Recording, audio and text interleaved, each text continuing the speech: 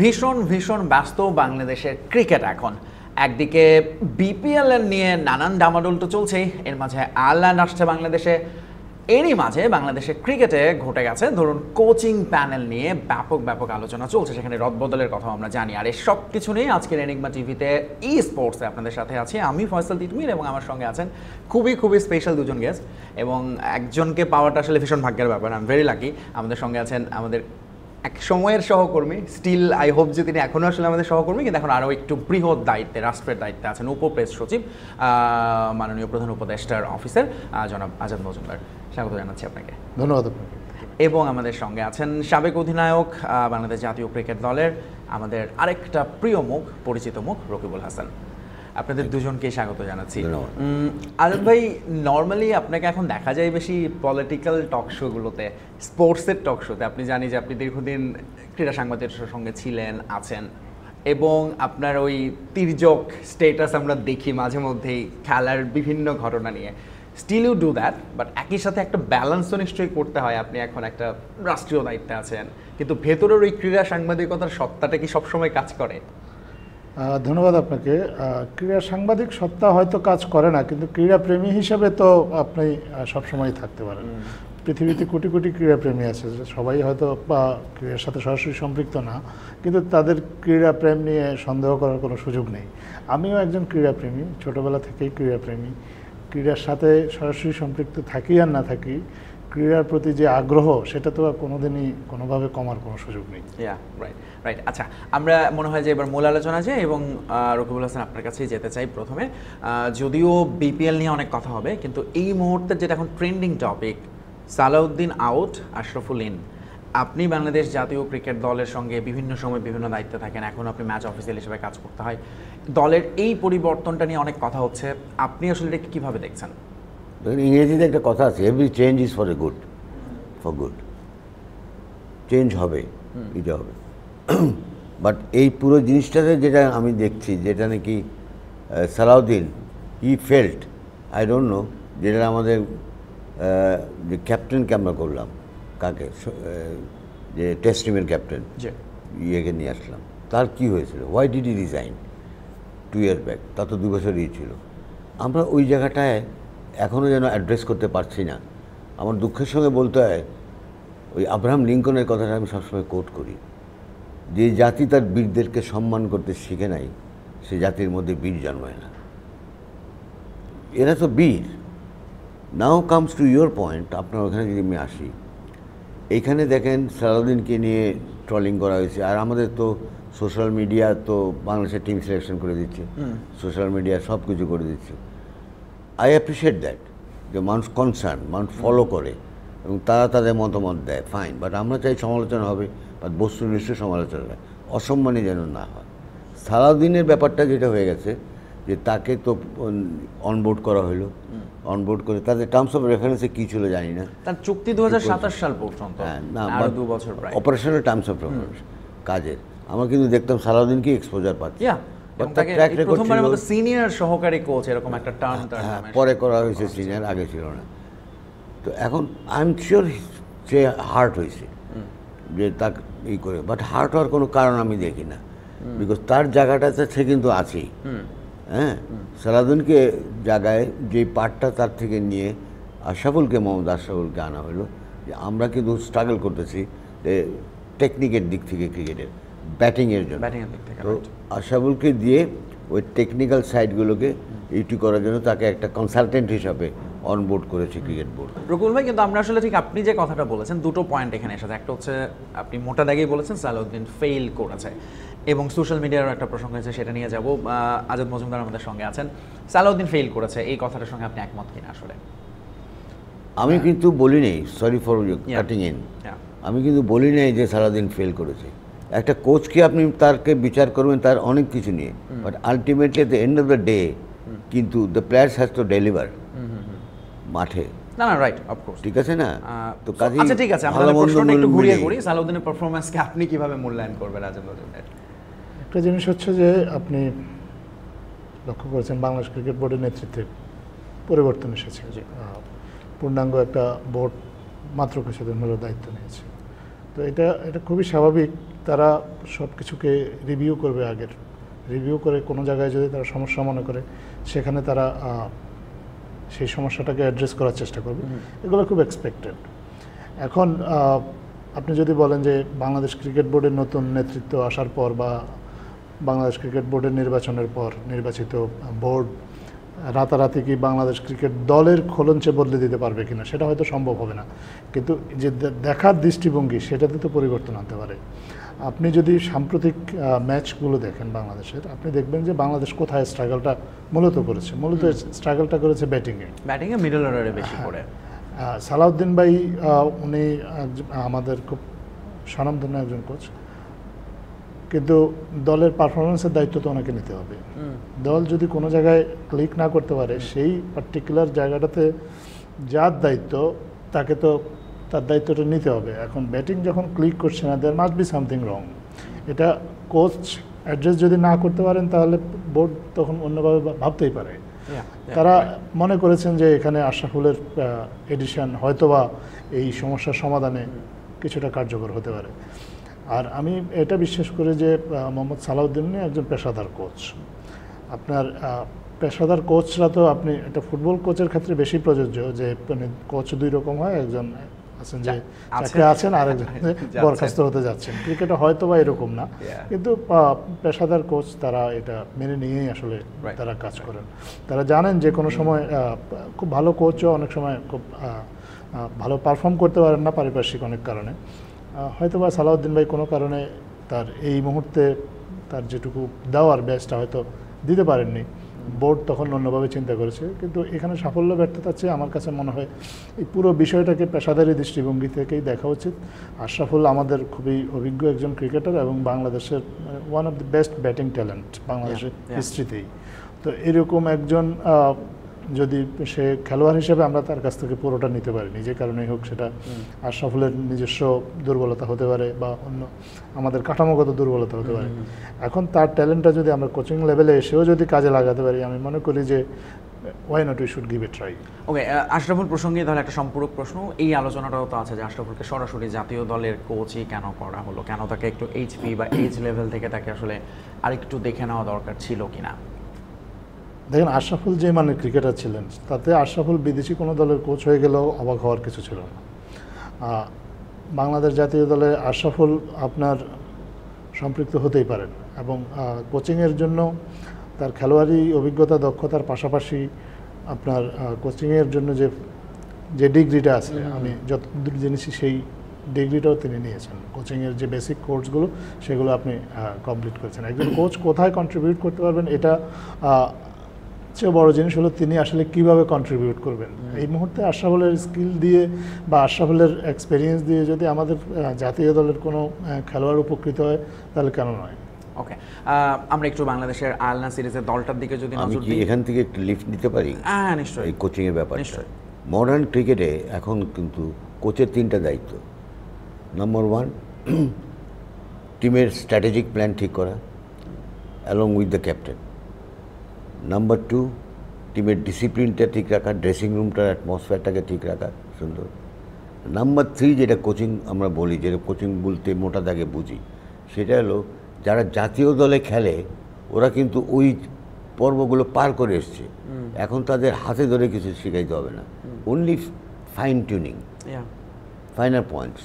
এবং যেই কাজটা কিন্তু আশরাফুল খুব ভালো করতে পারবে, কারণ সে এমন একটা উঁচু মাপের খেলোয়াড়। বিকজ তা না হলে ওই অল্প বয়সে মুরালি ধরেন যখন নাকি দাপিয়ে বেড়াচ্ছে সারা পৃথিবীতে স্পিনিং ওয়ার্ল্ডে, সেখানে সে সেঞ্চুরি করে, তাও তাদের দেশেতে। So he has it in him. এবং সে প্রতি বছর ইংল্যান্ডে যায়, পার্ট টাইম কোচিং করে, আবার খেলেও। তো আমি মনে করি যে it's a good choice, depending যে প্লেয়াররা যেন তাকে ওই ফুল ইটা করে, এবং না করার কোনো কারণ নাই। কারণ আশরাফুল যে মাপের প্লেয়ার, আজকের বর্তমানে প্লেয়াররা তো তার কাছাকাছি কয়েকজন ছাড়া নাই। ট্রু, এটাতে আসলে আমরা সবাই একমত। নিঃসন্দেহে আশরাফুল আসলে ক্রিকেটের, যখন তিনি ক্রিকেটার ছিলেন সে সময় বলা হতো বাংলাদেশের আশার ফুল হতে পারতেন, পুরোপুরিভাবে সেই ফুলটা বিকশিত হয়তো হতে পারেনি, বাট কোচিং আমার মনে হয় তাকে একটা সেকেন্ড ইনিংস বা সেকেন্ড চান্স, এটা এবং বাংলাদেশের ক্রিকেট দর্শকদের জন্য বা সংশ্লিষ্টদের জন্য বোধহয় এটা এখন একটা দারুণ অপরচুনিটি দেখার যে আশরাফুল আসলে অ্যাজ এ কোচ কেমন করেন, এবং সেটা আয়ারল্যান্ডের সঙ্গে সিরিজ দিয়ে তার মিশনটি শুরু হচ্ছে। আয়ারল্যান্ডের সঙ্গে আমরা যদি একটু বাংলাদেশ দলটার দিকে তাকাই রকুল ভাই, সেখানে আসলে খুব বেশি বোধহয় পরিবর্তন, যেটা খুব এক্সপেক্টেডই ছিল, বিজয় ড্রপ হয়েছেন, জয় ফিরেছেন, স্পিনার নাইমকে ড্রপ করা হয়েছে, বাট আয়ারল্যান্ডের সঙ্গে আসলে বাংলাদেশের স্ট্র্যাটেজি কেমন হওয়া উচিত? যেরকম আমরা সবশেষ সিরিজে দেখেছি উইকেট নিয়ে অনেক কথা হয়েছে, ঠিক সেম স্ট্র্যাটেজি এবং কম্বিনেশনেই কি বাংলাদেশ যাবে? এক পেসার এবং হেভি স্পিনিং অ্যাটাক নিয়ে আয়ারল্যান্ডের বিপক্ষে খেলবে কিনা বাংলাদেশ? আমার মনে হয় দুটো পেসার নিয়ে যাবে। এখন দেখেন আপনি এইটা কিন্তু আইসিসির যে সাইকেলটা টেস্ট চ্যাম্পিয়নশিপের, সেটার একটা অংশ। আমরা কিন্তু এখন তলানিতে আছি, আমরা 10 নম্বর সিরিয়ালে আছি, 1, 2, 3 করে যে টেস্টের এখন আমাদের ভয় আছে যে আমরা কি যাবো কোয়ালিফাইং খেতে হয় কিনা। তার থেকে বড় ভয় যেটা, এই গতকালকে মিটিংটা শুরু হয়েছে আইসিসিতে, দুবাইতে আইসিসি মিটিংয়ে 2 টায়ার সিস্টেম করতে চাচ্ছে আইসিসি। You understand? 2 টায়ার, উপরে টপ 5টা টিমকে তারা বের করে দেবে, 4টা বা 5টা টিম। এরা হলো ব্রাহ্মণ, আর আমরা বাকিরা সব নমশূদ্রে যাব। তো এখানে কিন্তু অনেক কিছু ইনভলভ আছে, ফাইন্যান্স ইনভলভ আছে, মোটিভেশনাল ব্যাপার থাকে। তো সেই দিকে 3টা করে কিন্তু এই সিরিজটা ভেরি ইম্পর্টেন্ট আমাদের জন্য। আমি একটা জিনিস রকিবুলের সাথে সাপ্লিমেন্ট করি, 2 টায়ার সিস্টেম নিয়ে আসলে আমাদের আতঙ্কিত হওয়ার কিছু নেই। এই কারণেই নাই যে 2 টায়ার সিস্টেম যদি আইসিসি করে তাহলে ইন এনি কেস আমরা 2 টায়ারেই থাকবো, সেকেন্ড টায়ারে থাকবো। বাংলাদেশ পারফরমেন্স দিয়ে আপনি টপ টায়ারে যাওয়ার মতো অবস্থা এই মুহূর্তে নেই, বরং 2 টায়ার সিস্টেম নিয়ে প্যানিক হওয়ার কারণ আছে পাকিস্তান, সাউথ আফ্রিকা, নিউজিল্যান্ড, এইসব দলগুলোর। কারণ তাদের পারফরমেন্সে যদি সামান্য আপস অ্যান্ড ডাউন থাকে তাহলে তারা টপ টায়ার থেকে নিচে নেমে যেতে পারে। বাট একই সাথে বোধহয় আজব ভাই আমিও যোগ করে যদি বাংলাদেশ কিন্তু এই টপ টায়ারের দলগুলোর সঙ্গে খুব বেশি খেলারও সুযোগ পায় না। অস্ট্রেলিয়ার মাটিতে বাংলাদেশ সেটা এমনিতেও সুযোগ পায় না। সো 2 টায়ার সিস্টেম আইসিসি করবে কি করবে না সেটা আইসিসির উপরেই ছেড়ে দেওয়া উচিত। আমাদের আসলে আমাদের পারফরমেন্সে কনসেন্ট্রেট করা উচিত। পারফরমেন্সে উন্নতি হলে আপনি 2 টায়ার হোক বা সিঙ্গেল টায়ার হোক, এগুলো কোনো বিষয় না। বাংলাদেশ ক্রিকেট টিম এর আগেও বিভিন্ন আইসিসির বিভিন্ন নিয়মের ফাঁদে আটকে যাওয়ার একটা আশঙ্কা ছিল। যখন বিশ্বকাপে কোয়ালিফাইং শুরু হলো, মনে করা হয়েছিল যে বাংলাদেশ কোয়ালিফাই করতে পারেনি, কিন্তু পরে দেখা গেছে খুব ভালোভাবেই কোয়ালিফাই করছে। সো বাংলাদেশের উচিত আসলে এখন আইসিসি কি করলো না করলো এগুলো নিয়ে চিন্তা না করে শুধুমাত্র নিজের পারফরমেন্সটা ঠিক করা। নিজের পারফরমেন্সের গ্রাফটা যদি উন্নত হয় তাহলে আইসিসি যেই পদ্ধতিতেই ক্রিকেটটা পরিচালনা করুক বাংলাদেশের তাতে কোনো সমস্যা হবে না বা ক্ষতি বৃদ্ধি অ্যাটলিস্ট হবে না। আর আয়ারল্যান্ড সিরিজের যে স্ট্র্যাটেজির কথা আমি বললাম, আমি জানি এটা রকিবুল ভাই সাবজেক্ট, টেকনিক্যাল বিষয়ে উনি কথা বলবেন, বাট আমি ব্যক্তিগতভাবে মনে করি বাংলাদেশের আয়ারল্যান্ডের সাথে আপনার ওই জিততেই হবে এরকম মরিয়া চেষ্টায় আপনার পেসার কমিয়ে দিয়ে স্পিনার ভর দিয়ে দল একবারে প্যাকড আপ করে এই স্ট্র্যাটেজি নেওয়া উচিত না। এই স্ট্র্যাটেজি আপনি নিতে পারেন অস্ট্রেলিয়ার সাথে, ইংল্যান্ডের সাথে, কারণ আপনি সেখানে আপনি আপনার শক্তির জায়গাটা যদি ব্যবহার না করেন আপনার পক্ষে টিকে থাকা মুশকিল। কিন্তু আয়ারল্যান্ডের সাথে বাংলাদেশ তার বেস্ট অ্যাটাক যেটা এই মুহূর্তে আমি মনে করি বাংলাদেশের সবচেয়ে শক্তির জায়গা হচ্ছে পেস অ্যাটাক। কারণ বাংলাদেশে একসাথে বেশ কয়েকজন কোয়ালিটি পেস বোলার এসেছে, যেটা কখনোই কোনো কালে ছিল না। তাদেরকে সুযোগ দেওয়া, তাদেরকে সুযোগ দিয়ে আপনার তাদের থেকে বেস্টটা নিয়ে নেওয়া, তাতে যেটা হবে যে তারা তাদের কনফিডেন্সটাও বাড়বে। ভবিষ্যতে যখন আপনি একটু প্রতিকূল কন্ডিশনে আপনাকে পেস বোলারদের উপর নির্ভর করতে হবে, তখন এই খেলোয়াড়গুলোকে আপনি পাবেন, এদের পারফরমেন্সটা পাবেন। সো আয়ারল্যান্ডের সাথে স্পিন প্যাকড একটা কৌশল যদি হয়, আমি মনে করি যে in the long run that will be bad for Bangladesh. একদমই ট্রু। সো আমরা আসলে একটু ওরকমই আসলে স্পোর্টিং একটা ব্যাপার দেখতে চাই, ব্যাটে বলে যেন একটা ব্যালেন্স রেখে, এবং বাংলাদেশ ওই ডিফেন্সিভ মন মানসিকতা যেন অন্তত আয়ারল্যান্ডের সঙ্গে না থাকে, যেটা আজাদ ভাই বলছিলেন। আমরা মনে হয় এবার একটু বিপিএল এ নজর দিই, বিপিএল নিয়ে কথা বলি। বিপিএল এর সঙ্গে বাংলাদেশে বিপিএল বললেই বোধ হয়, বা বিপিএল নিয়ে সার্চ দিলেও গুগলে বিতর্ক বিষয়টা অটোমেটিক্যালি চলে আসে, এবং আমি শিওর যে আজাদ ভাই নিজেও এটা শুরু থেকে বিপিএলটা দেখে এসেছেন, এবং শুরু থেকে এটা ছায়া সঙ্গী হয়ে এসেছে বিতর্ক। অবশ্যই নতুন বোর্ড, তারা চেষ্টা করছে, নতুন 5টা দলকে বেছে নেওয়া হয়েছে, নতুন না ঠিক সবাই, পুরনো নতুন মিলিয়ে, এবং চ্যালেঞ্জটা সে একই রয়ে গেছে, বিতর্ক, নানান রকম ধরুন দেনা পাওনার বিষয়গুলো উতরানো। সেটার ব্যাপারে এখন পর্যন্ত মানে আপনি নিজে কতটা পজিটিভ হতে পারছেন? বিপিএলের ক্ষেত্রে সবচেয়ে বড় যে সমস্যাটা আমাদের, এটা আমরা অনেক সময় এড়িয়ে যাই। আমরা বিপিএলের ক্ষেত্রে যখনই প্রবলেম হয়, বিতর্ক, ফোকাস, এগুলো নিয়ে আপনার ম্যাচ ফিক্সিং, এগুলো নিয়ে কথা বলি। আমার কাছে মনে হয় যে বিপিএলের সবচেয়ে বড় সমস্যা হচ্ছে সেন্স অফ বিলঙ্গিং। আমাদের বিপিএলে কোনো সেন্স অফ বিলঙ্গিং নেই। আপনি কলকাতা নাইট রাইডার্সকে আইপিএলে খেলতে দেখছেন প্রথম দিক থেকে, কিন্তু ঢাকার কয়টা দল হয়েছে আপনি নিজেও বলতে পারবেন না। আমরা কেউ আসলে মনে করতে পারবো না যে আসলে ঢাকা নামে, ঢাকার সাথে ডিনামাইটস থেকে শুরু করে গ্ল্যাডিয়েটর্স, নানা ধরনের ডিনামিক্স তৈরি হয়েছে। অ্যাকচুয়ালি কে যে ঢাকার মালিক, কারা ঢাকার দল, একই সাথে ঢাকার আইকন ক্রিকেটার আসলে কে, হ্যাঁ, চট্টগ্রামের কোনো দল আছে কি নাই এটাও আমরা নিশ্চিত হতে পারি না। সো বিপিএলে এই যে অস্থিরতা, এক এক বছর এক এক দল, এক এক বছর এক এক মালিক, সো এগুলা আসলে বিপিএলকে হেল্প করছে না। এগুলার কারণে যেটা হচ্ছে যে কারোই বিপিএল এর প্রতি কোনো মানে কানেকশন তৈরি হচ্ছে, লয়ালিটিটা তৈরি হচ্ছে না, সেন্স অফ বিলঙ্গিংটা তৈরি হচ্ছে না। এখন আমাদের নতুন ক্রিকেট বোর্ড গঠিত হয়েছে, তারা 4 বছরের জন্য দায়িত্বে থাকবে আমরা আশা করি। তারা যদি অন্তত এই 4 বছরকে মাথায় রেখেই যদি প্ল্যানটা করেন যে তারা এই 4 বছর বিপিএলটাকে একটা স্থিতিশীল অবস্থায় নিয়ে যাবেন, ঢাকার দলটা ঢাকারই থাকবে এবং চট্টগ্রামের দলটা চট্টগ্রামেই থাকবে, যারা আপনার এই 4 বছরকে মাথায় রেখে লাভ ক্ষতি হিসাব করে যখন প্ল্যানটা করবে, তখন স্পন্সরদের জন্য সুবিধা হবে, খেলোয়াড়দের জন্য একটা সুবিধা হবে, তারা কোথায় খেলবেন, কার সাথে। খেলোয়াড়দেরও কিন্তু আসলে সম্পর্কের একটা বড় বিষয়, তাদের ডিসিশনের ক্ষেত্রে এটা বড় প্রভাবক হিসেবে কাজ করে। আপনি দেখা গেল যে আপনার মালিক হয়তো আপনার কাছে মনে হয় যে তার সাথে ইন্টারেক্ট করা কঠিন, তখন অনেক ভালো খেলোয়াড়ও কিন্তু ওই দলে খেলতে চান না। সবসময় যে টাকাটাই মুখ্য তা না। আবার বিপিএল এর ক্ষেত্রে যেটা হচ্ছে যে টাকাটা আপনি কাগজে কলমে থাকে, পরবর্তীতে দেখা যায় বাস্তবে সেটা পাওয়া যায় না। তো এই কারণে অনেক এই খেলোয়াড়দের মধ্যে নানা দ্বিধাদ্বন্দ্ব কাজ করে। বিপিএল এর ক্ষেত্রে এখন নতুন বোর্ড এসেছে, বিপিএল এর নতুন গভর্নিং কাউন্সিল গঠিত হয়েছে।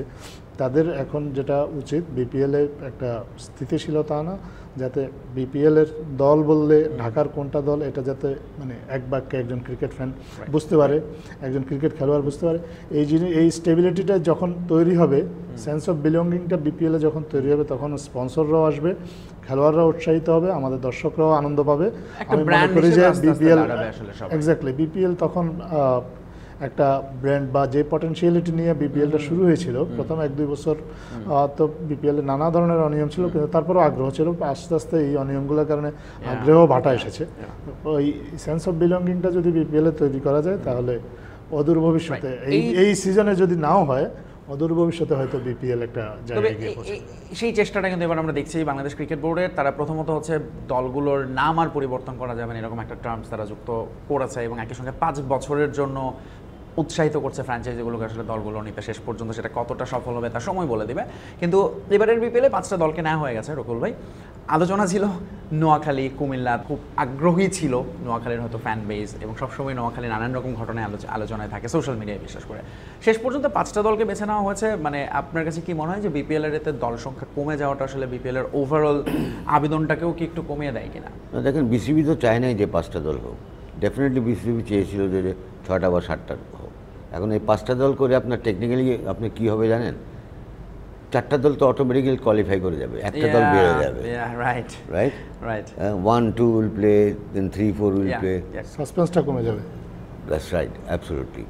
আর এইখানে তো একটা জিনিসও তো সেফগার্ড করতে হবে ক্রিকেট বোর্ডকে, কারণ ক্রিকেট বোর্ড যেটা ইনশিওর করতে যাচ্ছে যে 5 বছরের যেটা, এটা 5 বছরের মালিকানা যে, এবং এবার কিন্তু শেয়ার করবে রেভিনিউ। টিমগুলো যারা 30% রেভিনিউ প্রত্যেক ম্যাচে, তাদের ম্যাচে যে টাকাটা 2 টিম ভাগ করে নেবে। তো this is a good beginning এইটা। ওইটা একই সঙ্গে BCB as a regulatory body of cricket, এবং তার তো গার্জিয়ান, তারা ক্রিকেটের গার্জিয়ান, প্লেয়ারদের সবার স্টেক হোল্ডারদেরকে তৈরি করবে। তো আমরা তো ক্রিকেট বোর্ড থেকে তো এই খেলাটাকে একসময় নাম্বার 2 ছিল, আইপিএলের পরেই কিন্তু আমাদের অবস্থান ছিল প্রথম দিকে। বাট আমরা কেন, যেটা নাকি আজাদ ভাই বললেন যে দ্যাটস এ ভেরি আমাদের কাছে করে, তো ওই পারমানেন্সিটা আনতে হবে, ওনারশিপটা এবং রিজিওনাল বেস। আজকে আমার বাড়ি বরিশাল, আজকে দেখেন বরিশাল চ্যাম্পিয়ন টিমটা নাই এইখানে। কেন নাই? এদের অনেক কারণ থাকতে পারে, তাদের হয়তো ফাইন্যান্সিয়ালি নাই না, কতবার চ্যাম্পিয়ন তাই। তো এইখানে ওরকমভাবে একটা ইস্যুতে যেতে হবে, এবং যেটা যাচ্ছে ক্রিকেট বোর্ড চেষ্টা করতেছে, যেটা নাকি ব্র্যান্ডিংয়ের কথা আপনি বলছেন না, এখানে আরেকটা জিনিস কিন্তু যখনই আপনি 5 বছরের করবেন, তখনই কিন্তু আপনি আইকন প্লেয়ার পাবেন, দেশীয় আইকন, বাইরের আইকন। আবার কিন্তু এই ফ্র্যাঞ্চাইজি ক্রিকেটটা এত বেশি পপুলার হয়ে গেছে সারা বিশ্বে, আমরা আরেকটা বড় কম্পিটিশনে পড়ে গেছি। কারণ একটা খেলোয়াড় দেখবেন এবার খুব অবাক লাগে যে টেস্ট প্লেয়ার, বড় বড় টেস্ট প্লেয়ার, এই যে ডিকক সাউথ আফ্রিকার, আবার সে ব্যাক করেছে, তাকে বলে সাউথ আফ্রিকা এনেছে। হি রিটায়ার্ড ফ্রম টেস্ট ক্রিকেট। কারণ সে জানে 1 বছর খেলে আমি যদি $100,000 কামাই, আমি 1 সিজন খেলে পাবো $300,000, এবং আমি I can spend my time with my family, সময় দিতে পারবো। তো এইগুলো তো থাকবেই। তো এত বেশি হয়ে গেছে। এখন আমাদের যখন বিপিএল, এবার আমি জানি না টিমগুলো কীভাবে, তারা হয়তো কয়েকটা টিম বোধহয় আগে থেকে প্লেয়ার ঠিক করে ফেলছে। পিএসএল হবে, পাকিস্তানে আইএল টি20 হবে, এসএ টি20 হবে, বিগ ব্যাশ হবে, এসএ টি20 হবে। সো ইয়া, এটা একটা বড় চ্যালেঞ্জ, প্লেয়ারের অ্যাভেলেবিলিটি। তারপর বাজেটের একটা ব্যাপার করে দেয় আমাদের। তো সেই দিক থেকে যেটা নাকি আজাদ ভাই বললেন, I fully agree with you যে এটা ঠিক আছে, but we have to start somewhere, and এ ফরম্যাটিং করা থাকবে, মালিকানাটাকে ইনশিওর করা। তো ওরকম আমার তো মনে হয় এবার যারা যারা আসছে তারা হয়তো ওই জিনিসটা বুঝেই আসবেন, যে ওন করবেন টিমটাকে, এবং সেখানে বড় বড় সেলিব্রিটি, শুধু ক্রিকেটের সেলিব্রিটি না, অন্য অন্য অঙ্গনের আমাদের, যেটা একদম শুরুর দিকে হতো 2012-13 যখন ওইটাকে যদি করা যায় তাহলে ওই জিনিসটাকে আবার হাইপটা তৈরি করতে হবে, আসার চেষ্টা করবে। বিপিএল নিয়ে আসলে আজাদ ভাই, আমি নিশ্চয়ই, আমরা যদি লিস্ট করি আসলে কি কি করা দরকার, হোম অ্যান্ড অ্যাওয়ে ম্যাচ, তারপর ধরুন প্লেয়ারের এই যে হাই কোয়ালিটি প্লেয়ারকে নিশ্চিত করা, এই সমস্ত কিছুতেই আসলে আমরা অনেকটাই পিছিয়ে যাচ্ছি বা আছি। বাট এবারের বিপিএল আসলে আপনার কাছে কি মনে হয় যে অন্য বিপিএল থেকে আসলে এবার কেন আলাদা হতে যাচ্ছে, বা ওয়াই, মানে এটা একটা বলা হচ্ছে যে একটা ব্রেক থ্রু হতে পারে for the next couple off season? না, এবার বিপিএলটা তো প্রথমত, এইবার বিপিএলটা হওয়া উচিত বিপিএলেরই ইমেজ পুনরুদ্ধারের বিষয়টা। আপনার অন্তত একটা এডিশন যদি বিতর্ক মুক্ত রাখা যায়, তাহলে পরের এডিশনে আগ্রহ বাড়বে। টি20 ক্রিকেটে সারা বিশ্বেই আগ্রহ বাড়ছে, এবং টি20 ক্রিকেটে অর্থেরও হাতছানি আছে, ব্যবসা আছে, সব কিছুই আছে, কিন্তু আপনাকে সেটা নিতে হবে। সেটা নিতে গেলে আপনাকে ক্রিকেটটাকে ক্লিন রাখতে হবে। ক্রিকেট, আপনি জানেন যে রাষ্ট্রীয় পর্যায়েও আমরা ক্রিকেটে জুয়ার বিরুদ্ধে এক ধরনের জিহাদি ঘোষণা করেছি বলা চলে। বিভিন্ন ক্রিকেনফো থেকে আমরা একটা জিনিস খেয়াল করেছি কিছুদিন আগে, আপনার ক্রিকেনফো যখন অস্ট্রেলিয়াতে দেখে কেউ, সেখানে জুয়ার বিজ্ঞাপন দেখে না, ইংল্যান্ডে দেখলে জুয়ার বিজ্ঞাপন দেখে না, কিন্তু আপনি যখন ক্রিকেনফো বাংলাদেশ থেকে ঢুকবেন, সেখানে দেখা যাচ্ছে যে জুয়ার বিজ্ঞাপন দেখাচ্ছে।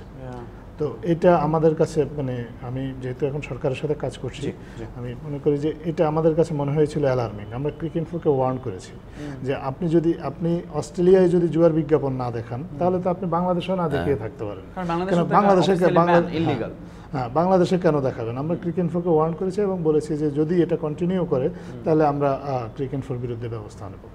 এবং এরকম একটা ওয়ার্নিংয়ের পরে ক্রিকেনফো তারা বাংলাদেশেও জুয়ার বিজ্ঞাপন দেখানো বন্ধ করেছে। বাংলাদেশে এরকম আরও অনেকে আছে যে যেহেতু যারা ক্রিকেট জুয়ার সাথে সম্পৃক্ত, তারাও বাংলাদেশের এই গণমাধ্যমগুলোকে, বা বাংলাদেশে যেসব গণমাধ্যম কাজ করে, তাদের মাধ্যমে জুয়াটাকে প্রমোট করার চেষ্টা করে। এইগুলো যদি আমরা অ্যাভয়েড করতে পারি, বা অন্তত একটা বিপিএলের এডিশন এইসবের প্রভাব মুক্ত রাখতে পারি, তাহলে আমি মনে করি যে বিপিএলের প্রতি সাধারণের মানুষের একটা আগ্রহ, সেটা ফিরবে।